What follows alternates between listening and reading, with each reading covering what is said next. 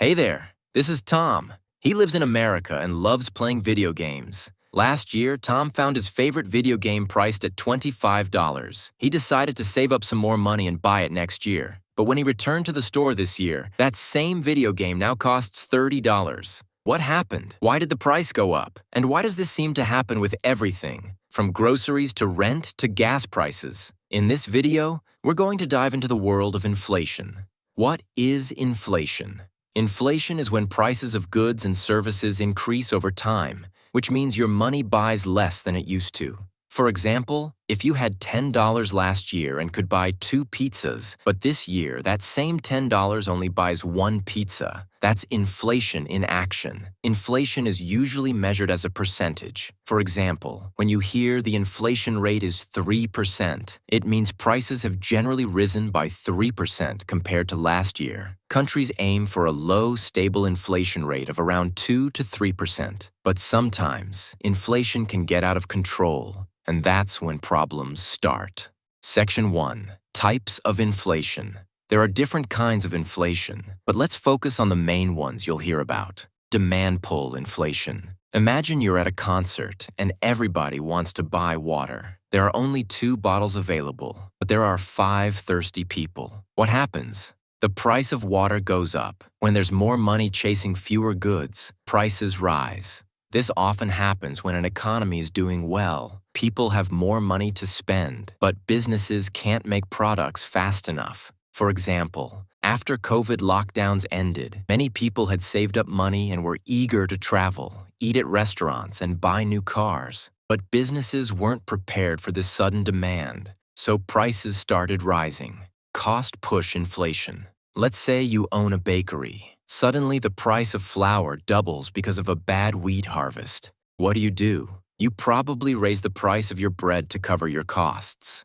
When businesses face higher costs for raw materials, energy, or wages, they often pass those costs to consumers through higher prices. A real-life example happened in 2022 when Russia invaded Ukraine. Both countries are major exporters of wheat and oil. The conflict disrupted these supplies, causing global prices for food and fuel to skyrocket. This wasn't because people suddenly wanted more bread or gas. It was because it became more expensive to produce and transport these items. Section 2. The money supply. Remember our friend Tom from the beginning? Well, while he was saving up for his video game, the central bank of his country, called the Federal Reserve in the US, was busy doing something important: managing the money supply.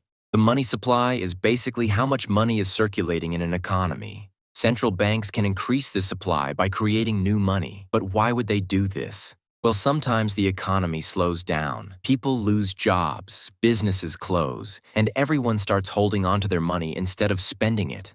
To fix this, central banks might increase the money supply to encourage spending and investment. If they create too much money without a matching increase in goods and services, each dollar becomes worth less. It's like if you're playing a board game and suddenly everyone gets twice as much game money. The value of that money in the game decreases.